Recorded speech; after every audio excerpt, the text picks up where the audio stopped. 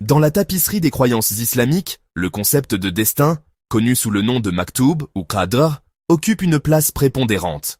Il signifie le décret divin, le plan préétabli d'Allah, englobant tout ce qui se passe dans l'univers, des grands événements cosmiques aux détails apparemment insignifiants de nos vies. D'après Abdullah ibn Amr ibn al-As, qu'Allah l'agrée, lui et son père, relate « J'ai entendu le messager d'Allah, qu'Allah le couvre d'éloges et le préserve, dire « Allah a écrit les destinées des créatures 50 000 ans avant qu'il ne crée les cieux et la terre, et son trône était sur l'eau. » Authentique. Rapporté par Muslim. Cette croyance n'est pas simplement une notion théologique abstraite, mais un pilier fondamental sur lequel repose l'édifice de la foi islamique. De plus, la croyance au destin a ses conditions. D'après Ibn Zurara, d'après son père, qu'Allah les agrée, le prophète, que la prière d'Allah et son salut soient sur lui, a dit « Il y aura des gens, à la fin de ma communauté, qui vont démentir le destin qu'Allah a décrété. Ceci est la parole d'Allah. Goûtez au contact de sa car. Nous avons certes créé toute chose avec un destin. » Dade. Rapporté par Tabarani et authentifié par Sheikh Albani dans Silsila Sahiha de Roulin 539. Versets numéros 48 et 49 de la sourate 54. Le Coran, le livre saint de l'islam, souligne la nature universelle du décret d'Allah, déclarant « En vérité, nous avons créé toute chose avec mesure. » Coran 54, 49. Ce verset souligne la précision et le but derrière chaque création et chaque événement, réaffirmant la conviction islamique que rien n'arrive par hasard ou par coïncidence.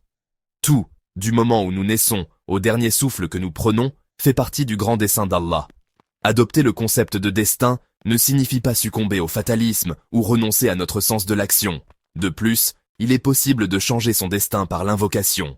D'après Tauban, qu'Allah l'agrée, le prophète, que la prière d'Allah et son salut soient sur lui, a dit « Ne repousse le destin que l'invocation et ne rajoute dans le terme de vie que le bon comportement avec les parents. » Rapporté par Al-Hakim et authentifié par Sheikh Albani dans Sahih Targhib numéro 638. Mais Allah Azzawajal peut répondre favorablement à notre invocation, ou il peut y répondre après un certain délai, ou nous réserver cette invocation pour l'au-delà, ou il peut aussi dans son infime sagesse ne pas répondre favorablement à cette invocation parce qu'elle ne comprend en réalité pas de bien pour nous. Combien de fois est-ce que vous avez voulu une chose de tout votre cœur et combien de fois est-ce qu'Allah Azzawajal a récompensé votre patiente à votre refus par une chose encore plus belle? Au contraire, il s'agit de reconnaître et d'accepter les limites de notre contrôle et de placer notre confiance dans la sagesse infinie et la miséricorde de notre Créateur. Tout comme un artisan qualifié planifie et exécute méticuleusement chaque détail de son chef-d'œuvre, Allah, le très sage, a façonné nos vies avec un objectif et un soin profond. Cette compréhension favorise un sentiment de tranquillité et d'acceptation, nous permettant de naviguer dans les incertitudes de la vie avec un cœur ancré dans la foi. Savoir qu'Allah a un plan pour nous, même lorsque nous ne pouvons pas comprendre ses voies, apporte réconfort et force, nous permettant de faire face aux défis avec résilience et gratitude. En islam, la foi n'est pas simplement une affaire de cœur, mais un mode de vie global, englobant la croyance et l'action. Les 6 piliers de la foi constituent les principes fondamentaux de ce système de croyance, définissant les principes fondamentaux qui guident la relation d'un musulman avec Allah et le monde qui l'entoure.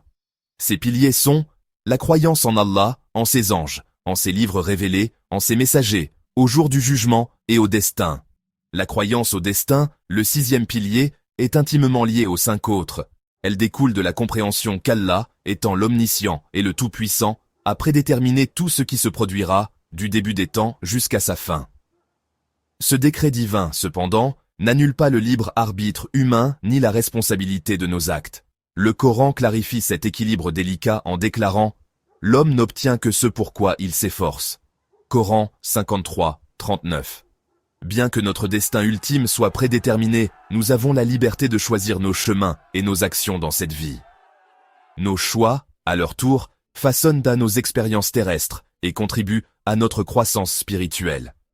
Ce concept s'aligne sur l'accent mis par l'islam sur la responsabilité personnelle et la reddition de comptes. Nous sommes responsables de nos actes, bons et mauvais, et notre destin éternel dans l'au-delà sera déterminé par les choix que nous faisons dans cette vie. La croyance au destin sert donc de rappel constant de l'importance d'aligner nos actions sur la volonté d'Allah, en nous efforçant de vivre une vie de droiture et de vertu. Dans la tradition islamique, le concept de destin prend une dimension profondément nuancée et souvent paradoxale.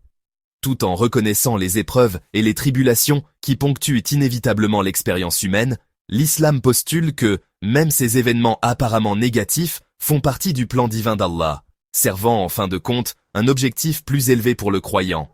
Suhaib ibn Sinan ar-Rumi, qu'Allah l'agrée, relate que le messager d'Allah, sur lui la paix et le salut, a dit que le cas du croyant est étonnant. Tout ce qui le concerne est un bien, et cela n'appartient à personne d'autre qu'au croyant. Si un bonheur l'atteint, il se montre reconnaissant, et c'est un bien pour lui. Et si un malheur l'atteint, il se montre patient, et c'est un bien pour lui. Authentique. Cette perspective, enracinée dans une foi inébranlable et une soumission à la volonté divine, transforme l'adversité en une opportunité de croissance spirituelle et de purification.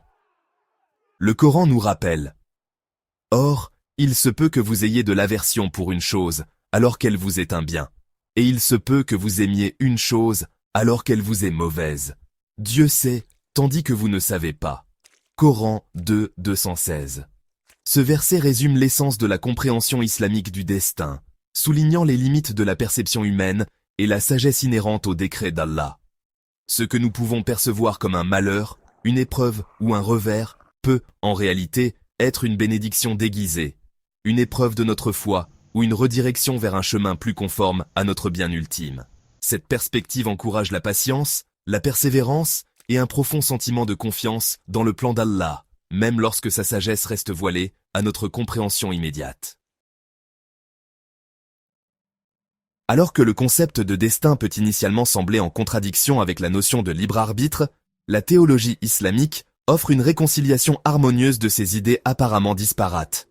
Les musulmans croient fermement qu'Allah a doté chaque être humain de la capacité de penser, de choisir et d'agir indépendamment. Ce libre arbitre, cependant, opère dans le cadre du plan préétabli d'Allah, un équilibre délicat qui souligne à la fois l'action humaine et la toute-puissance divine. Le Coran capture avec éloquence cette interaction en déclarant et dit « Le vrai est venu et le faux a disparu, car le faux est destiné à disparaître. » Coran 17:81. Ce verset souligne la nature éternelle de la vérité, telle que révélée par Allah, et la disparition inévitable du mensonge. Dans ce cadre divinement ordonné, les êtres humains sont libres de choisir leur voie, leurs actions façonnant leurs expériences terrestres et leur destin éternel. Ce concept de libre arbitre, cependant, n'implique pas une autonomie absolue distincte de la volonté d'Allah. Il suggère plutôt une interaction dynamique entre le choix humain et le décret divin. Une manifestation puissante de cette interaction réside dans la pratique islamique du doua, ou supplication. Les musulmans croient que les prières sincères et ferventes ont le potentiel de s'élever vers Allah, influençant le cours des événements et même modifiant des destins préétablis. Cette croyance souligne l'importance de rechercher la guidance, la miséricorde et l'intervention d'Allah dans nos vies. En reconnaissant son pouvoir de transformer nos circonstances et de nous accorder ce qui était le meilleur pour notre bien-être spirituel. De plus, le musulman a la possibilité de changer son destin par l'invocation. D'après Tauban, qu'Allah l'agrée, le prophète, que la prière d'Allah et son salut soignent sur lui, a dit « Ne repousse le destin que l'invocation et ne rajoute dans le terme de vie que le bon comportement avec les parents. » Rapporté par Al-Hakim et authentifié par Sheikh Albani dans Sahih Targhib, Jamil 638. L'acceptation ou le refus de cette invocation constitue une sagesse en soi, c'est une certitude. Et je terminerai par cette belle citation. Il se peut que tu demandes à Allah Azza wa Jal une fleur, alors qu'il a réservé un jardin pour toi, il se peut que tu implores pour une étoile, alors que la lune t'est destinée. Crois en toi, crois en Allah Azza wa Jal, assalamu alaikum, prenez soin de vous.